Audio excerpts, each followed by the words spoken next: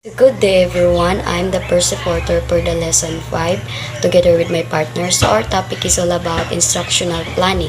So before we proceed to our discussions, please allow me to read our objectives. So in this lesson, you will be able to identify the basic components of instructional planning.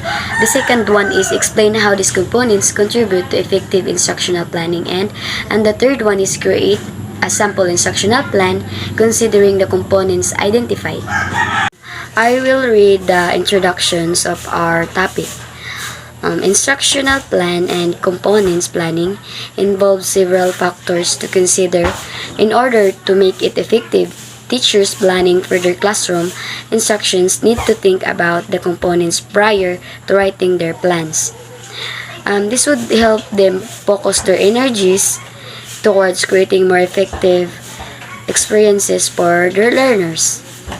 Algozine 2006 suggests the three major components of instructional planning. So the first one is deciding what to teach.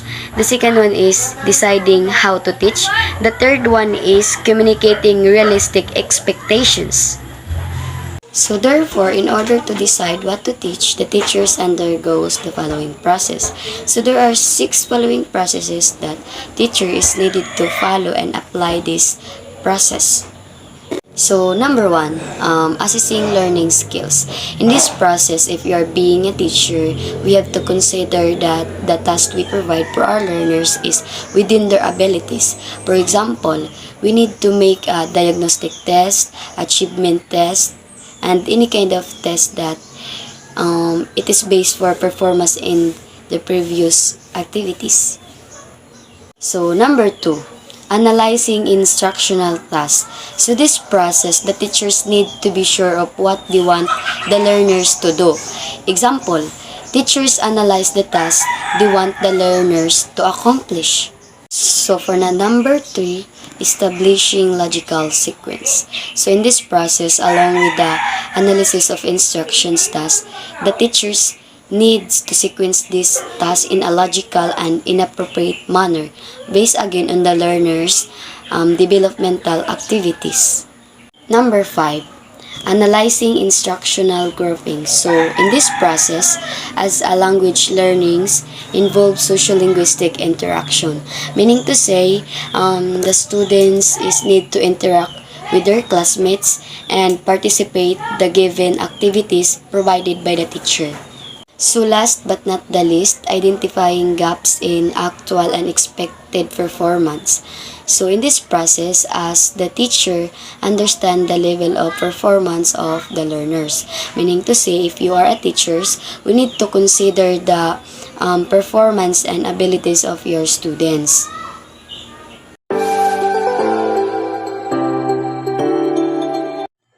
Instructional planning is the ability of the teachers to visualize and forecast into the future of what, why, and how of the teaching learning process.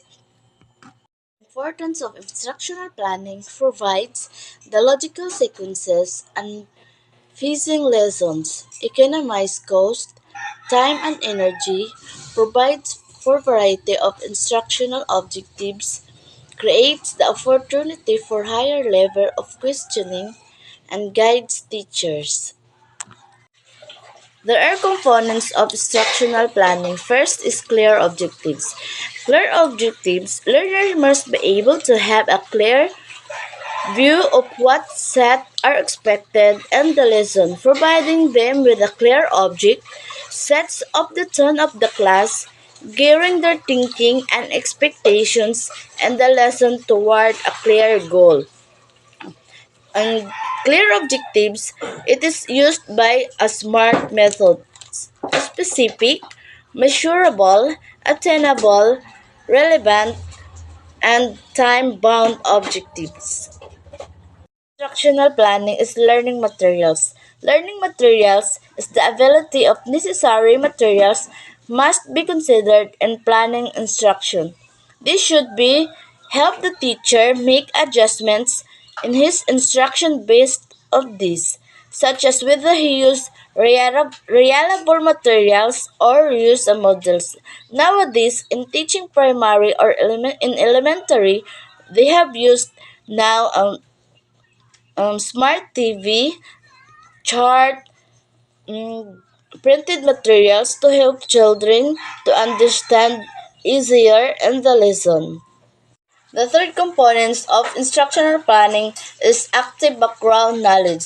These components tapping into the learner's prior knowledge about the topic, lesson, or materials help a connection with the learners. It also makes the lesson topic or materials relatable to the learners and enable teachers to engage learners more and tell the new concept easier. It is important that the teachers must be knowledgeable, creative, and advanced background knowledge so that the learners must understand well and listen. Components are direct instruction. This is where the teacher presents the concept or skills as indicated in the objectives. This is where the various means are employed by the teachers to deliver the learning to the learners. Direct instructions is very important so that the students will know what are the do in the topic lessons, what should be the proper instruction, and what should the answer and the end of the discussion of the class. Fifth instructional components is learning practice. In learning practice, learners must be given opportunity to practice the concepts or the skills they learned in the class. Practice should be designed to gradually let the learners become independent.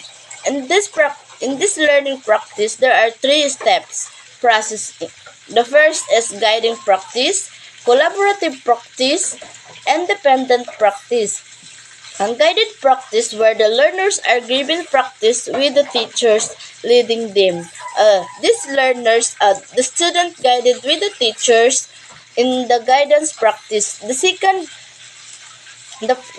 steps in the process is the collaborative practice. Collaborative practice example, the teachers are grouped with their co-students. They are in grouping, uh, they should be apply what they have learned in these concepts, what they have learned in the lessons.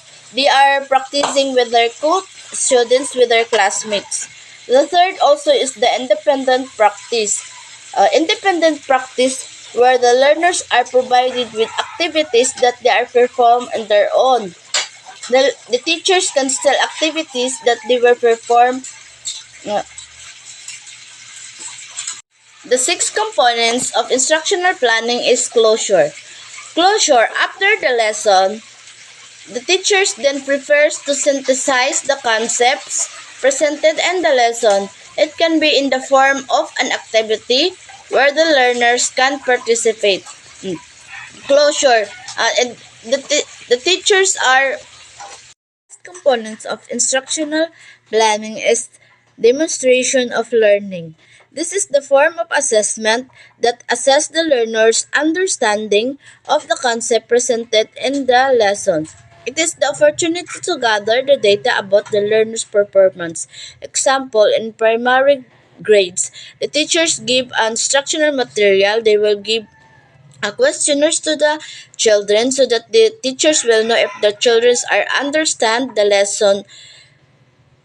Seven components in instructional planning. The first is clear objectives, learning materials, active background knowledge, direct instruction, learning practice, a closure, and the last is demonstration of learning. These are the seven components of instructional planning.